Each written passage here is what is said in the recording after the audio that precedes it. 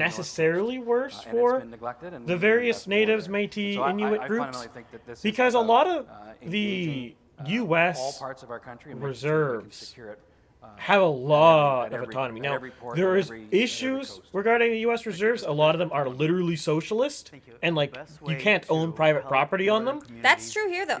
That's true here, too. Oh, well, that's something I don't know. Yeah, I And learned not a bit just more oil and about gas. that I'm in very my interested in mining. in There's various an classes this insatiable year, but appetite right now around the the world federal for precious relationship metals with the First and precious, Nations has not minerals, been that and Canada beneficial. and the North are So blessed with them. No, I think we are And like. we can I do think this. that We in can many strike ways the the federal right government is balance. actively We can hurting consult stakeholders, First Nations and we people, can protect the either environment. intentionally or We need not. to It's end honestly this a resistance crapshoot at this to the point. development of But a natural lot of the resources